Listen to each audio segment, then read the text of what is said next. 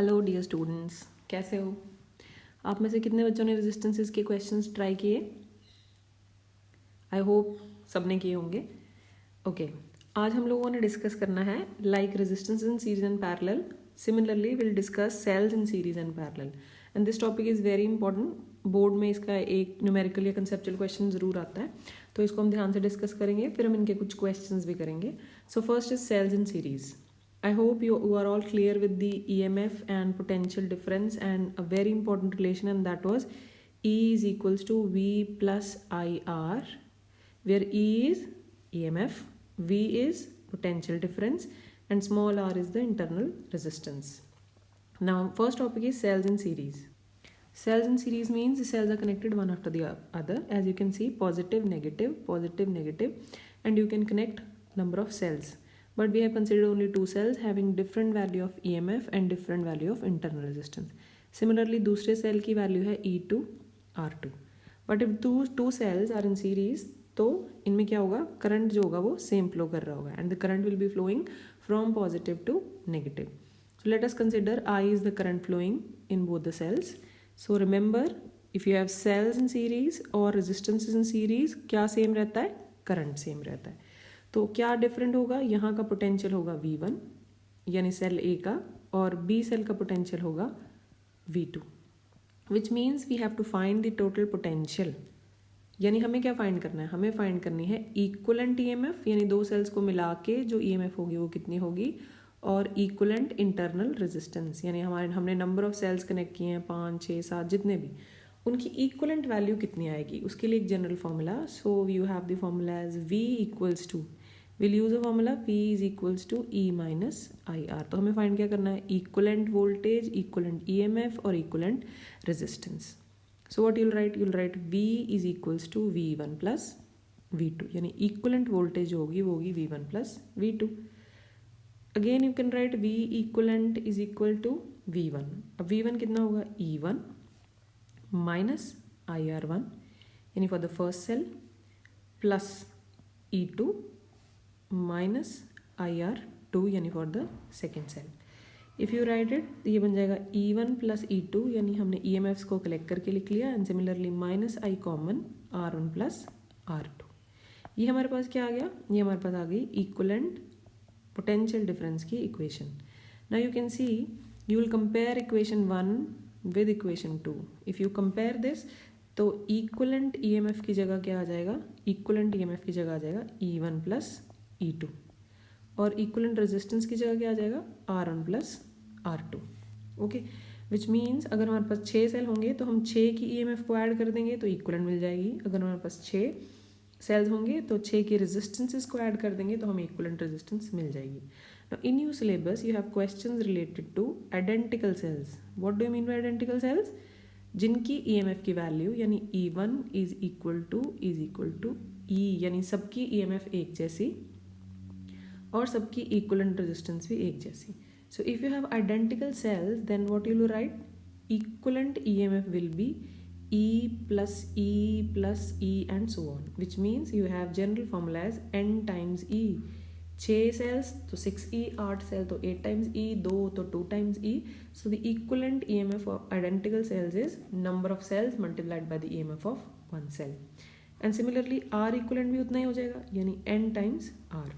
Children, this is very important. ये आपको याद रखना है, ये वाले end results which will be used in numericals and conceptuals. So this is about cells in series. And in a circuit, if you have identical cells, like these are the identical cells in a circuit, and plus you have some external resistance R, then how will you find the total value of current? Sorry, total value of current हम कैसे find करेंगे? I is equals to E equivalent upon R equivalent plus external resistance की value. यानी हमारे पास series के लिए general formula क्या बन जाएगा? अगर हमारे पास ये क्या है? n नंबर ऑफ सेल्स हैं और सारे के सारे क्या हैं? आइडेंटिकल, तो हम यहाँ पे लिखेंगे n times E plus n times R plus R. So you have this as the formula to find the current if you have n identical cells in series. में आइडेंटिकल सेल्स के लिए general formula. Next we are going to discuss cells in parallel.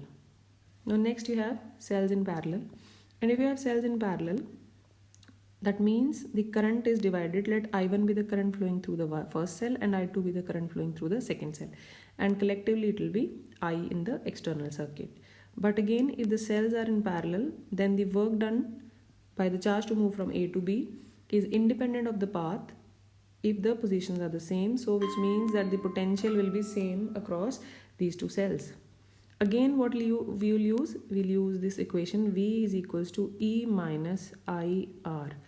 Let us consider इसकी EMF है E1 और इसकी EMF है E2 R2. यानी इस केस में हमें क्या फाइंड करना है? हमें फाइंड करना है I total which is I1 plus I2. But using this equation we'll write V is equals to E1 minus I1 R,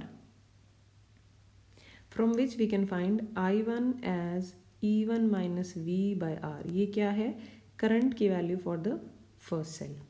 similarly for the second cell I2 क्या हो जाएगा? E2 minus V by R. ये होगा R1, ये हो जाएगा R2. V will be the same in both the cases. So using these two equations, what you will write? You will write I is equal to E1 minus V upon R1 plus E2 minus V upon R2. हमें equation यही बनानी है ultimately इसी form में, तो हम इसको थोड़ा सा E1 upon R1 plus E2 by R2 यानी EMF वाली टर्म्स हमने इकट्ठी लिख दी, minus V common 1 by R1 plus 1 by R2 और पोटेंशियल वाली टर्म्स इकट्ठी लिख दी. बट हमें क्या चाहिए? हमें तो potential is equal to E minus IR की इक्वेशन बनानी है, यानी V हम एक साइड ले जाएंगे तो ये बन जाएगा V 1 by R1 plus 1 by R2 is equal to. Now if you solve this equation, we will get E1 R2 plus E2 R1 upon R1 R2, and I इस साइड ले आए तो ये बन गया minus I. Now similarly V R2 plus R1 upon R1 R2 is equals to E1 R2 plus E2 R1 upon R1 R2 minus I. Okay.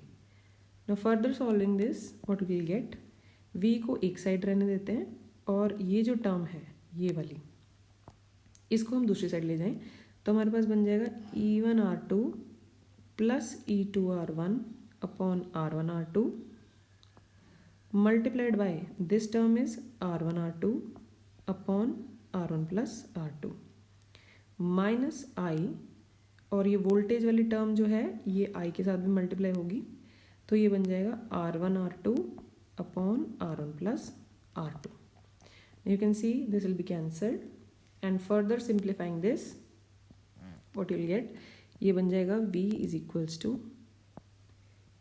equals to E1 R2 plus E2 R1 upon R1 plus R2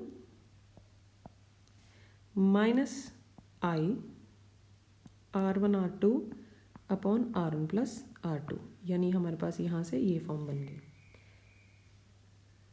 now if you compare this with this equation तो ये बन जाएगा E equivalent, यानी दो sales की equivalent EMF हमेशा होगी E1 R2 plus E2 R1 upon R1 plus R2, and equivalent resistance होगी R1 R2 upon R1 plus R2. But again you have identical cells in your syllabus, तो identical cells होंगे तो हमारे पास क्या बन जाएगा? Will be having E1 is equal to E2, so will write it as E1 E2 के बराबर equals to E and R1 R2 के बराबर इक्वल्स टू R. तो ये क्या है? Condition for identical sales. Identical cells की कंडीशन है तो हम यहाँ पे लिखेंगे E इक्वलेंट किसके इक्वल आ जाएगी? ER plus ER 2 times ER upon 2 times R, so it will be cancelled and we are left with E. Obviously क्यों होगा ऐसा? क्योंकि अगेन ये E है क्या? EMF, बट EMF क्या है? Work done to move a charge from one terminal to other. तो work done means again conservative forces, तो वर्क डन जो है वो जौन सा मर्जी पाथ फॉलो करो you will get the same value. तो अगर पोटेंशियल की वैल्यू सेम है that means EMF is the maximum value of potential difference, तो वो भी सेम ही होगी। यानी चाहे हमारे पास 6 सेल हैं 10 सेल्स हैं, if they are in parallel then the EMF will be equal to the EMF of one cell. And R equivalent ऊपर क्या बन जाएगा R into R which is R square, और नीचे बन जाएगा 2 times R। So this is cancelled and you are left with R by 2. That is general formula क्या बन जाएगा R by N, यानी पैरेलल में रेजिस्टेंसेस जो होंगी can be calculated by R by N. Again if you have N identical cells in parallel connected to some external resistance R, then to find the value of current I, what you will write E equivalent upon R equivalent plus R. अब equivalent EMF कितनी होगी E यानी EMF of one cell, R equivalent कितनी होगी, अगर हमारे पास n number of cells हैं तो ये बन जाएगी R by N, small r by N plus capital R। Further if you simplify this तो ये बन जाएगा n times E R plus N R। So this is the general formula for the cells in parallel and to find the current. Okay, next is mixed grouping of cells. Next article है mixed grouping of cells, which means you can see in this diagram हमारे पास बहुत सारे cells हैं which are connected parallel as well as they are in series. So in this diagram we have M is the number of rows, M जो है वो number of rows है, और N cells जो हैं identical cells हैं, they are connected in series. So first we'll find the total EMF. तो सबसे पहले हम find करेंगे total EMF of N cells इन अ रो। एक रो में टोटल EMF, यानी ऊपर आप देख सकते हो वी हैव 3 डिफरेंट रोज, तो ऊपर वाली रो में टोटल EMF कितनी होगी आइडेंटिकल सेल्स की, you will write N into E। Okay, and again M cells हैं पैरेलल में, बट अगेन हमने कहा अगर पैरेलल में होते हैं तो EMF जो होती है वो इक्वल टू होती है EMF ऑफ वन सेल। यानी अगर हमने N टाइम्स E को पैरेलली भी कनेक्ट कर दिया तो हमारे पास equivalent EMF M rows are parallel, तो जो इक्वलेंट EMF होगी वो होगी equal to N times E। तो टोटल इक्वलेंट EMF इस पूरे सर्किट में हो जाएगी N टाइम्स E। चाहे M रोज पैरेलल हैं बट पैरेलल में EMF जो होती है वो बराबर हो जाती है एक सेल की EMF की। Now next we have resistance. Again if you have resistance is having internal resistance R, तो हमारे पास इन रो एक रो में इक्वलेंट EMF इक्वलेंट रेजिस्टेंस कितनी हो जाएगी, it will be N times R। But for M रोज जो क्या हैं पैरेलल हैं, जो पैरेलल हैं उसके लिए हमारे पास इक्वलेंट रेजिस्टेंस कितनी हो जाएगी, यू राइट जनरली हमने अभी पीछे पढ़ा कि हम लिखते हैं R equivalent as R by N। ये R क्या है, एक रेजिस्टेंस, तो हम इस पूरे को हम मान लेते हैं इक्वलेंट रेजिस्टेंस जो हमारी आ गई NR। So what we'll write NR divided by parallel में कितनी रोज हैं M, so you'll write NR by M क्योंकि हर एक रो में इक्वलेंट रेजिस्टेंस है NR। Now to find the total value of resistance in this whole circuit, इस पूरे circuit में टोटल रेजिस्टेंस कितनी हो जाएगी, इस पूरे सर्किट में टोटल रेजिस्टेंस हो जाएगी external resistance as shown in the diagram R plus NR by M। तो करंट कितना हो जाएगा I, टोटल EMF कितनी है N times E is the total EMF, and total resistance कितनी है R plus NR by M। Further we solve this तो ये बन जाएगा MNE upon MR plus NR। Understood, so this will be the total value of current. Further we can right it as, इसको थोड़ा सा change करके हम लिख सकते हैं I is equal to MNE upon, you can use the mathematical relation which is a square minus b square, sorry a minus b का whole square, तो हम इसको लिख सकते हैं under root MR minus under root NR का square plus 2 under root MNR and capital R।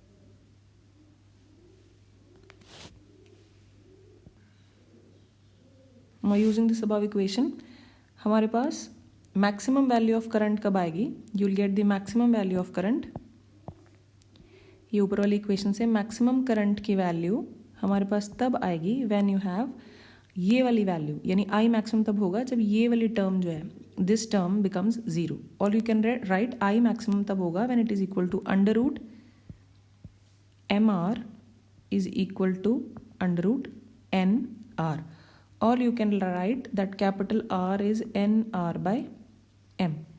तो condition क्या है कि मिक्स्ड ग्रुपिंग में हमको मैक्सिमम करंट तब मिलता है when the internal resistance is equal to the external resistance. Okay, so this is important. You keep in mind that in mixed grouping, to get the maximum value of current, internal resistance external resistance के बराबर होनी चाहिए. Your homework for today is define electrical energy and derive an expression that is I square RT. Remember, you have done this in 10th class. Electric power यानी rate of doing work, unit of power and commercial unit of power that is 1 kilowatt hour and its conversion into joule. ये सब आपने 10th class में किया है, but इससे related question हैं तो एक बार इन सबको भी देख लेना। Okay, thank you.